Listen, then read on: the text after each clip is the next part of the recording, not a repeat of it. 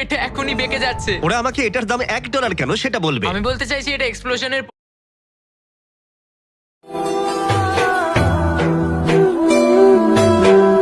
আমি তো চিরদিনই রব না আরো ঘরের দেয়ালে, আরো মনের দেয়ালে রব স্মৃতি হয়ে। জীবনের সবই ভাষা